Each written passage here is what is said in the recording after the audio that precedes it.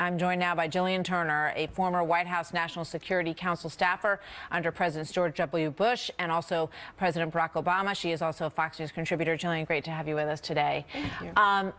In terms of what Liz Cheney had to say, I mean, that's a pretty stunning statement when you go from Yemen to Syria to Iraq and Beirut as well, as places that she sees Iran, as a result of policies and change, basically having a really big say in all those places. I think she's absolutely right. It's not an overstatement. And, you know, what happened in Yemen happened very quickly. Just Wednesday, there were reports that the president was going to strike an agreement with the Houthi rebels, and now practically the entire top tier of his government has collapsed. So I think the biggest tragedy here is really that the sectarian strife has once again ruled the day, and that's effectively a worst-case scenario for the United States, for our allies in the Middle East, and for this entire anti-terror coalition. So we went, you know, it feels like overnight. Of course, it wasn't quite overnight, but from having this good relationship with the president who had been, you know, put into office in Yemen, and having their agreement when we did these drone strikes and cooperation in trying to put a lid on ACAP, which is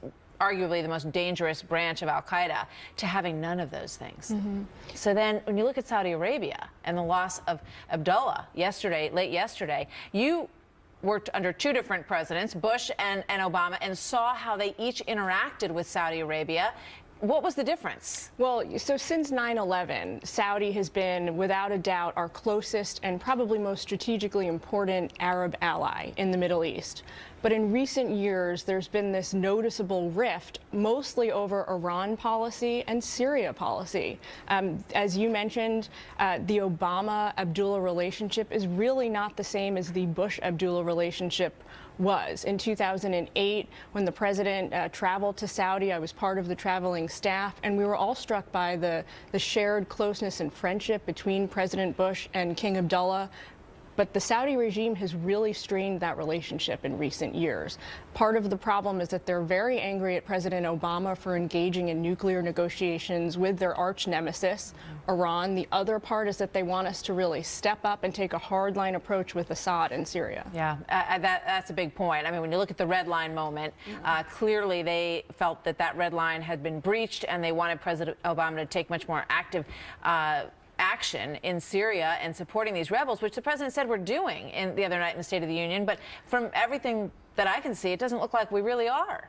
Yeah, I mean, it looks like inside the administration, people are saying we've broken some of ISIS's momentum, and we're making progress, particularly in Syria. As we know, much of the territory that ISIS captured in Iraq over the last year has held.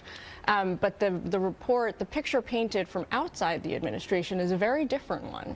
So when you look at this whole map that we're talking about right now, and you see the chaos in Yemen, a changeover of power in Saudi Arabia, so difficult relationships there, and you know, obviously what's going on in Syria, and you ask yourself, so Benjamin Netanyahu, our strongest ally in the area, is coming to the United States, and the president is not going to meet with him. I mean, you would think now more than ever they would have to talk. Yeah, it's a very strange occurrence that, I mean, we hear that he's coming to address a joint session of Congress, which is great, but the fact that a bilateral meeting is not following on the heels of that or coming before it is curious to a lot of us sort of foreign policy observers. All right, Gillian, thanks. Great to have you in New York. Thank you. We'll see you soon. Thanks for having me. Good to have you here.